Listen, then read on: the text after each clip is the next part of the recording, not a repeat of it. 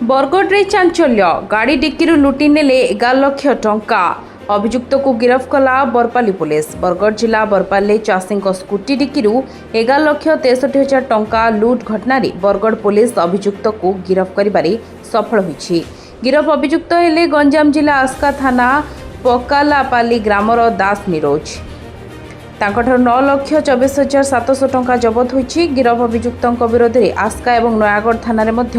पूर्वर अनेक मामला रही। तेज गत मास 29 तारिख बरपाली अईंठापाली माँ समलेश्वरी पानी पंचायतर संपादक क्षतिपति प्रधान बरपाली स्टेट बैंक रु 11,63,000 टंका उठाई एक स्कूटी रे रखी एक दुकान को जाउथबा समय अभियुक्त डिक्की भांगी टंका नहीं फेरार हो जाइथिला। बरपाली थाना अधिकारिणी जयरश्मि सेठी सीसीटीवी आधार में आस्का पुलिस सहयोग में तदंत कर अभियुक्त को गिरफ्त कर कोर्टाण करथिबा सांबादिक सम्मेलन में सूचना देइछंती अतिरिक्त आरक्षी अधीक्षक इंदुरेखा पश्चिम कबाट। आमर जुलाई 29 तारिख रे गोटे एफआईआर होता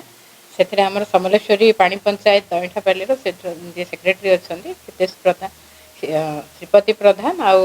प्रेसिडेंट दशरथ बेहरा से दुई जन आसी state bank of India Barpali को चेक नहीं आसी चेक भंगे पैसा उठे नहीं से पैसा बंटन करने से आसी तो से चेक उठे सारिकी सेठू पाखापाखि दिन 12टा बेलू से पैसा उठे बैंक रु पाखापाखि से उठे 11,63,000 टंका से पैसा उठे आसते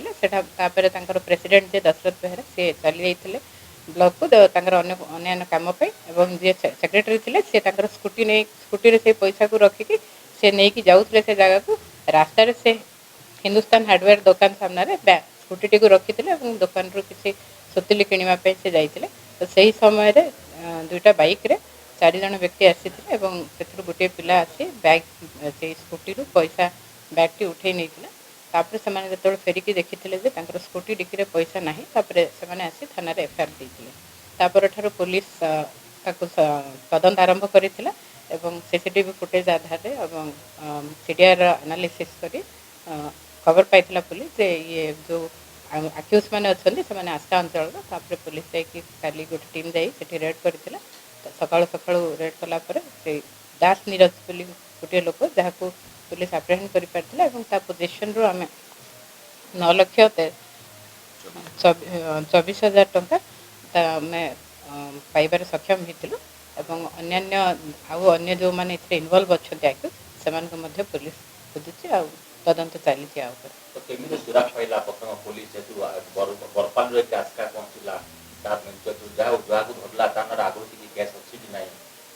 जहाँ को धरचु आम दास नीरज ता ना आगुरी भी 3टी केस अच्छी आ 2टी केस आस्कार अच्छी गोटे नयागढ़ अच्छी तो ता ना आगुरी भी 3टी केस अच्छी पुलिस सीसीटीवी फुटेज तदंत करी प्रत्येक थाना को आम शेयर करूँ कि से जो फोटोटी बाहर था तो आम थाना सह शेयर करूँ डिफरेंट थाना सह तो सेठू आम खबर पाई लोक जन आस्कार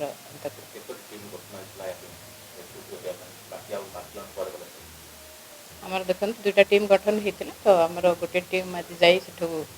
जन को धरिकी दास नीरज को आप्रेहेंड कर सक्षम होती बाकी जो मैंने अच्छा एक्यूज से पुलिस खोजुची और आम आशा करूँ बहुत खूब शीघ्र से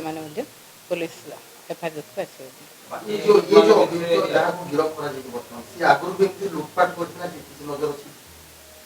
देखो जी आज गिरफ होती दास नीरज ना आगुरी 3टी केस अच्छी तो से 3टी केस भी आम आपको देदेवु कौन कौन कौ केस इनवॉल्व अच्छा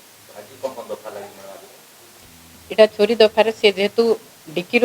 चोरी डिक्की जेहेतु चोरी करमर 303 +2 BNS केस रही।